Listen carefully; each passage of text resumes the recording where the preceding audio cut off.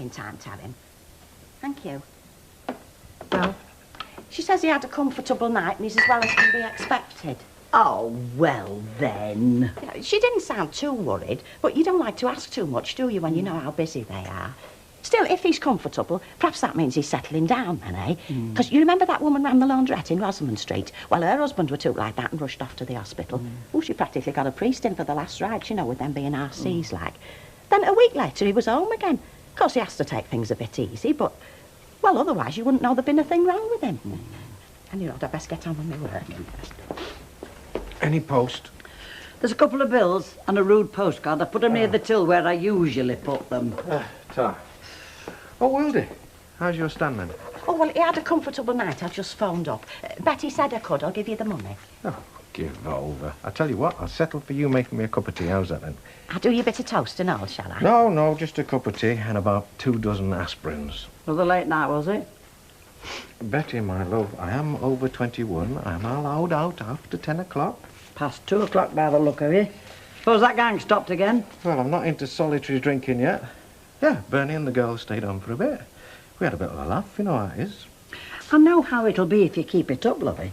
You're going to lose your licence. None of us will be laughing then. I mean, you've already had one warning.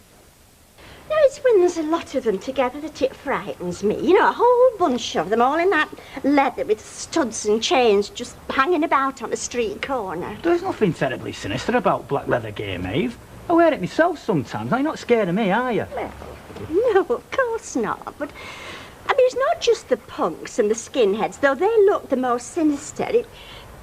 It's almost any group of young people nowadays. I mean, you walk past them and you think, oh, are they going to attack me? And you don't want to think like that because, well, you know that most of them are just ordinary young people and they're hanging about like that because they can't get a job and they've got nothing better to do. But you end up feeling frightened of all of them. Now, it shouldn't be like that, Terry, so why is it? I don't know, Maeve. Perhaps they should try and understand the kids a bit better. Oh, well, why shouldn't they try and understand us for a change? Why is it always the older generation that has to make all the allowances? I mean, young people aren't the only ones with problems, you know. Oh, did you think I got lost? You wouldn't credit. Town's that busy already. They'll be doing the Christmas shopping in June. Is it all right if I get down from the dock now, please? Eh? Your mate here, she's just set me on trial for all the crimes of the younger generation. I wouldn't mind but only come in for a packet of chewing gum. Hello. I was just trying to make a sincere attempt to find out why the young people behave as they do. I was trying to get a dialogue going. Did you? I don't think we even speak the same language. Listen, the day you speak the same language as him, love, is the day I start looking for a new assistant. Hey, tell me what you think about this. I think you're supposed to get a bigger size. I think you're supposed to wear it loose. What do you think? Try it on. Oh, later. Tell the truth. I'm jiggered. What with a late night last night and training around town this morning. How did you get on? Odd at first. I mean, all these years I've been Len's wife. It was always me and Len. Then I was Len's widow. Still am. Yes, but you're still Rita as well, aren't you? I mean, well, it's time you started living your own life again. I know, but you get used to seeing yourself one way. Tell the truth, I thought all that side of the thing had finished as far as I was concerned. Well, he obviously didn't say it like that, did he? He saw an attractive, unattached woman. I must say, for the first man to go out with since Len died, it was a lucky choice. So you liked him then? He was easy to get on with. Pleasant evening and no hassle at the end of it. Well, shall you be seeing him again? I dare say. He lives in the neighbourhood. Oh, I mean to go out with. Well, I don't know whether he'll ask me again. And if he does, I don't know whether I will. Why not? Because of that? No. Wouldn't have gone out with him in the first place if I thought I was spoiling out for her. Give me credit. But apparently there never was much between them. Just Bet, letting her imagination run away with her. Right, I'll take these through and put kettle on. And have one yourself, love, eh? Thanks, you're a gent. Speaking of which, what shifts this elusive lodger of yours on this week? Well, he's on duty now, as a matter of fact. Why, Chuck? Why, Chuck? Because, Chuck, I'm beginning to think, Chuck, that I've grown two heads or something. Either that or there's another reason he's avoiding me. He's not avoiding you. You know he's not keen on pubs. So he could meet me somewhere else. I'm not a permanent fixture here. Bus station, ice rink, fish market. I'm not right fussy. Look, I'm sure he'll get in touch with you when he's ready. I mean, he's had a very bad time, love. So what do you think I'm going to do to him, Betty? Pull all his teeth out? Look, I know he's had a bad time. That's one of the reasons I want to see him, to help him get over it. Heaven help me, Betty. I'm potty about the bloke. Hey, you needn't be coy, Lynch. Tell me to my face. She's got a secret passion, me as Lynch, you know. That's why she's always unfailing and rude to you, isn't it, Fred? You're dead right there. She's terrified in case she blurts out her undying love for me cuddly body. Is that right, Lynchy? Yeah, you're right, Fred. Are you sure he's not said anything to you? Well, such as what? Oh, yes, love. Pint of lager, please, Betty. Dining on your own today, then? Yeah, David's busy. Well, what about that leggy secretary of yours? We haven't seen her in lately, have we? Sally's lunching with a boyfriend, as it happens. Anything else? Oh, sexy Sal's got herself a boyfriend, has she? What, someone new on the scene? Hardly. Someone she known from college. Oh, someone her own age. Well, that'd make a change, wouldn't it? Can I get you a drink? No, thanks. Just got one. All right. Thanks, Bill. Bill? No, Tess. Save it for later. Aunt Debbie's day off today. She's making me dinner. I'll just sup this and shoot off. Hey. He's dead evil. He said that deliberately, you know, to upset Billy. He knows that he's not over that Sally yet. And why else do you think he's running around frantic and supping all hours? I'll tell you something. He was very, very hurt when she turned him down. I think I know the feeling. Can I introduce you to my niece, Councillor? Elaine, this is my good friend, Councillor Roberts. Pleased to meet you, Councillor Roberts. Likewise, and it's Alf. Your uncle's very formal. Come from round here, do you? Well, I used to, but you know. Have you got a packet of butter, quick? Both things run out of. My dad won't look at mashed potatoes unless they're dripping in butter. Just a minute, miss. There's other folk here in front of you, you know. It's all right, we're only socialising. Sorry, love, did you say you were from round here? I used to be. I've been travelling for the last 5 years. Yes. It's been all over the world, she has. There's nowhere she hasn't been. Yeah, what do you do, air hostess? No, I work on board a ship. Hairdresser on the big posh ocean liner, you know. She's done the hair of all the famous stars, society ladies. You wouldn't believe it, you know, it's millionaires' wives that give the smallest tips. Uncle Percy. Well, it's true.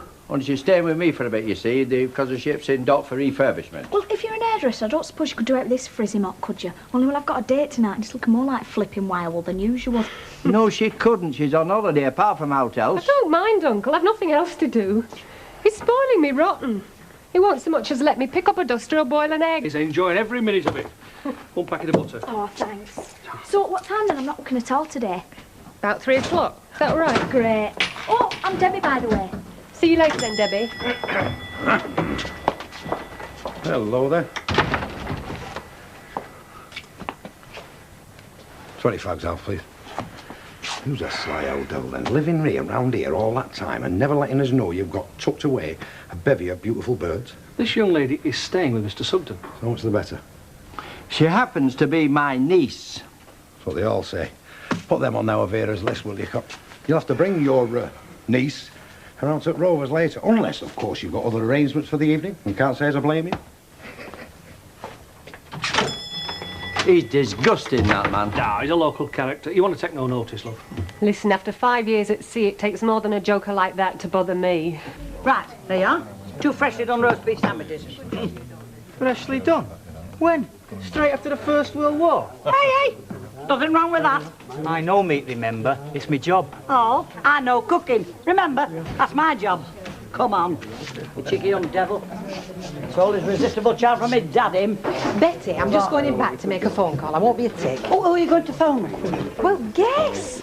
We said he'd be at the station. If he's working now, he'll be free tonight. I'm going to invite him round for a bit of supper. No, I wouldn't do that if I were you. No, why wouldn't you?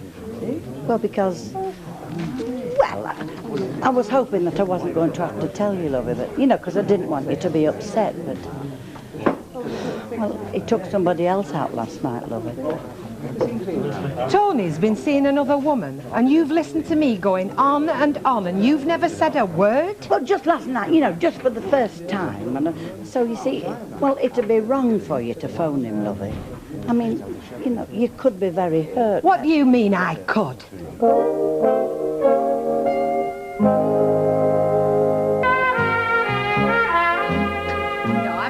Betty. It doesn't do to jump to conclusions. So he took somebody else out. Big deal. Like you said, it was just the once. And I mean, he didn't know and I was working. Did he ask if I was? Well, he might have mentioned there it. There you are. Oh, ye gods, I'm not as fit as I thought I was. It's all them late nights are doing that. It's not being 21 no more has a lot to do with it. Right, come on. Look, and if I told you If you keep dealing with that cash and carry, you're going to be in dead trouble with the brewery. They'll know nothing, Betty. I know what I'm doing. Trust me. He knows what he's doing. Like a bloke that jumps out of an aeroplane without a flipping parachute. I don't know what's got into him. He's like them lemmings that rush over the cliff. Hey, it'd probably be just somebody that he works with. And she'd ask him. Thought she were doing him a favour, because he don't know that many folk round here. And knowing Tony, you know, he'd not like to hurt her feelings, don't you think? Bet. Look, it wasn't a girl from the station. It took Rita out. Rita? Yeah. You mean our Rita? I don't believe it. How could she? Well, how could she do that to me? She knows how I feel about him. Flaming hell, Betty, I thought Rita were my mate. No, they've got this cordon bleu cookery course at the Polytechnic. I quite fancy that. But then I think, well, who do I know that I could practice that sort of food on? I mean, half the pleasure of cooking is doing it for somebody. He could have had somebody. Could have had two somebodies. Oh, Rita, you don't get married just to practice your veau flambé à la crème. That sounds very profound. You talk about kung fu, or is it a job for the vice squad? Hi. Hello. I'll go and make some tea. How are you today? Fine. Hope I didn't keep you up too late. I got the distinct impression you're used to an earlier bedtime. Well, you make me sound right dreary. I used to be a right dirty stop-out, you know. Think nothing at rolling home at 1 and 2 o'clock in the morning. When you were singing. How'd you know about that? You told me last night. You told me a lot of things. Flipping heck, that'll teach me to go out with a copper. I told you a lot of things about me, too. Yes, you did. Oh, I don't usually. Don't know what got into me. Well, that's me, Gobby. I never know when to be quiet. Well, I'm not complaining. As a matter of fact, it's the best night I've had in a long while, a very long while. Well, say something. Like what? Like it was the same for you. Well, felt comfortable with you from the first time I met you. You know, that's about the most romantic thing a fella's ever said to me. You make me sound like an old sock. I can say romantic things too, you know. I don't suppose you're ready for that yet, though, ain't you? No, I'm not. No. Look, I hope you don't think I'm being presumptuous after a first date, but, well, don't you think we can help each other? Well, I'd like to think we could be friends. Friends? That's good for a start. So what about Friday? What about Friday? Friday night, can I see you? There are still a few questions I want to ask you, Mrs. Well, Fairclough. I don't know whether I can. You don't know whether you can, or you don't know whether you want to. Oh, that's not easy. Thank you. Friday will be fine. You must miss her a lot. I do. Well, my dad's grand, really. Except when he's being a monster. It's not the same. Well, you can't ask him to go shopping for clothes with you. Pin up the hem of a frock. Ask how far to let a boy go. I could ask my mum anything. More like a sister, really. She died when I was 18. And then your dad? That's why I went to sea, really. As soon as I was old enough. No one to stop home for. Apart from Uncle Percy, of course. He's a love. Must be a grand life, though, going to all them exciting places, meeting all them stinking rich fellas. Like everything else, it has its disadvantages. Bet not as many as working in a grotty cafe serving randy lorry drivers all day. You don't have to do it for a lifetime. Oh, I'm not going to, but it's a start. Actually, I mostly quite enjoy it. I have to. I fought my dad tooth and nail to do it. He wanted me to stop on at school. Have you got a boyfriend? Or do you think I'm dead cheeky? No, I haven't. And yes, I do. I don't mind, though. I was pretty much the same at your age. Straight out with it. Alan used to say I still do. I never know when to keep my mouth shut. Alan? Bloke I used to live with. There, Madam. What do you think? Hey, good timing. I've just come in. I saw the car. Do you want a cup of tea? I'm just putting kettle on. Hey, will you have a look at that jumper in there? I got it this morning and I can't decide whether to keep it or not. What the hell do you think you're playing at, Rita, eh? What? Tony. Tony Cunliffe. What do you think you're doing going out with my bloke? Oh, I see. I suppose you thought I wouldn't get to know. I fully expected you'd get to know. I'd have told you myself if you hadn't have brought it up. I'll bet. Do you think I'd have gone out with him if it had to be a secret? Do you think I'd have done it behind your back? So flaunting it in front of my face makes it better, does it? I'm neither flaunting it nor hiding it. I'll bet. What's happening? I don't want to fall out with you. That's the last thing I want. Tony asked me out. I went. That's all. That's all? Knowing he was my bloke? Knowing how I feel about him? Well, some friend you are. Bet, love. He's not your bloke. He's not anybody's bloke. He's a free agent. OK, he took you out a couple of times. Truthfully, isn't that all that there was to it? No, it flipping isn't. That's not what he says. You mean that's not what you want to believe? Because you want to get your rotten claws into him yourself. Now, that's not true and it's not fair. Of course, you'd stand a much better chance than me, wouldn't you? Nicely set up. Nice little business. Fat little bank account. A much better proposition than a flaming barmaid. Now you're not being fair to Tony, if that's what you think he is. Oh, I suppose you think you know him better, do you? I don't claim to know him at all. Seems a decent sort. So you believed him when he very conveniently said there was nought between us? Yes, I did. And I asked other people as well, just to make sure. You didn't ask me, though. And I don't need 3 guesses why. Because you fancied him yourself. And it was a hell of a sight easier to turn a blind eye than to have me on your conscience spoiling things. You've got it all wrong. Have I? It doesn't seem to me there's a lot to get wrong. Bloke comes along, we're doing fine. You stroll into the picture, splat. Bet bites the dust again. I didn't ask for any of this. I don't need it. You think I do? Have you seen him again? Friday.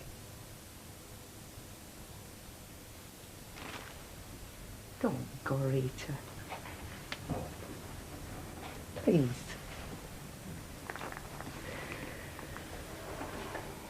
Give us a chance. Kid, I know it's not been easy for you since Len died. I know you must have been lonely. God knows if anybody understands loneliness, I do. But find yourself another fella, eh? Anybody. There's millions out there. You don't have to flame him, I'll take mine. Mr. Baldwin, I'd like to introduce you to my niece. She's just off a cruise liner. Elaine, this is Mr. Baldwin, one of our local captains of industry. How are you, Elaine? Can I get you a drink, Percy? Oh, thank you very much. I'll have a bitter, please. Thank Gin you. and tonic, thanks. Gin and tonic, bitter, and give us another scotch for you, love. Okay, love. Well, sounds like you had a nice holiday. Oh, I wasn't on holiday. I work on board ship. Yes. Hairdressing salon. All over the world she's been. Mind you, she got the freedom to do it, being single like yourself. I think my uncle's trying a spot of matchmaking. I get the same impression. No such thing. I just thought you two might have something in common, that's all. Don't I get introduced? He's not the only eligible bachelor around, you know. Elaine, this is Fred G. He works for Mr. Baldwin. You mean she really is your flipping niece? Of course she is. Hey, I hope this hasn't scuppered my chances with you, darling. Not at all. You never had a chance with me. Billy, where have you been? I told you, out for a bike with my mates. Why, what's the problem? I've been coping on my own, that's the problem. I mean, Ben didn't turn in because you don't feel too grand. Really? She seemed all right this morning. Anyway, I'm here now. I'll come and give you a lift. Is it going to be another late night session then? Could be better, my love. Could be. Anyway, what the hell? Life's too short. Phone. All right, I'll get it.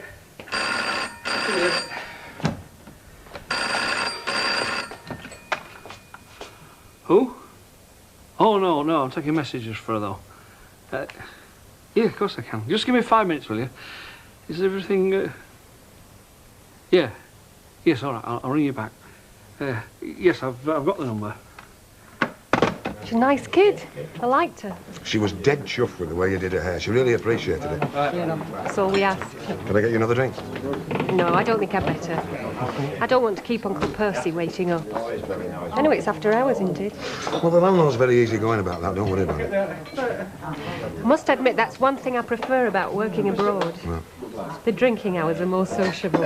Sorry to interrupt. I gather you're a local lass. Born and bred. Yeah, well, Percy was telling me you've had a few adventures on your travels and wondered if you'd care to regale our readers with one or two. Ken Barlow, Weatherfield Recorder. Well, what do you think? All right. It'd have to be the expurgated version, though, if I'm going into print. Oh, shame. Well, when are you available, then? So there we are, you see, sitting in this roller, uniform chauffeur up front, the whole world. Oh, I tell you, look, that tasty in his peak cap, I didn't know whether to sit in the back with Bernie or up front with him. anyhow, it cost me a bomb to hire it for the day, but I thought, well, what the hell? You've got to do it in style, right? You're right, absolutely, right, yeah. Go on, tell them what happens when we get to Ascot. Oh, well, there's us two looking right out of vogue. You know, we have big tipfers on and all that. Big what? Hats. Chapeaus.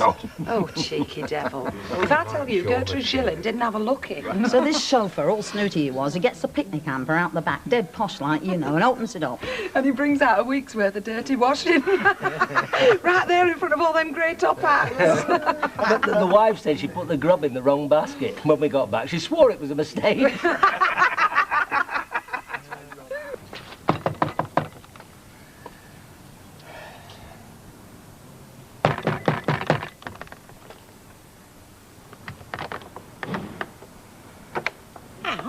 What is it? I was just going to bed. It's the hospital, love. They'd like you to ring them back.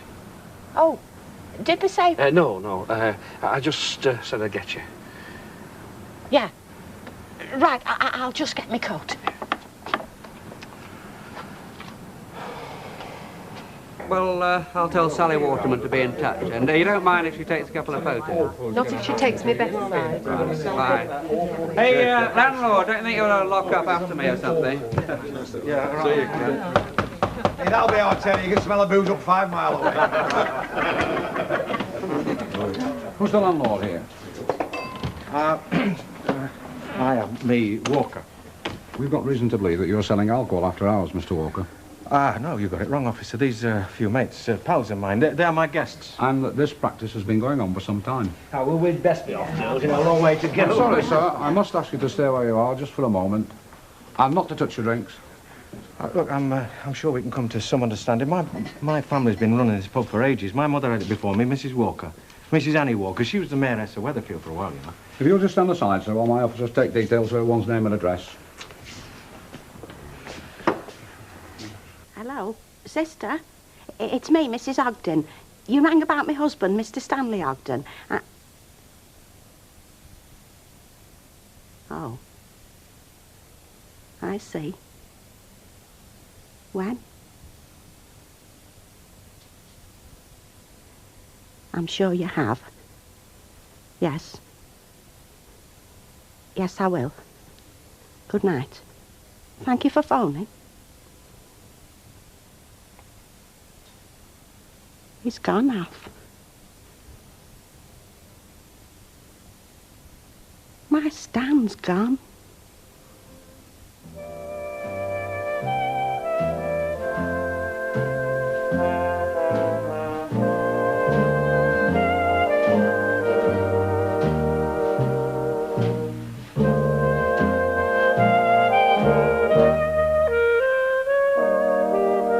Bernard Ewens, who played Stan Ogden, was actually from Sussex and not from the northwest. That shows exactly how good an actor he was. He was a very much loved person at Granada, and everyone looks back with very fond memories. Next on Plus, Robin's Nest.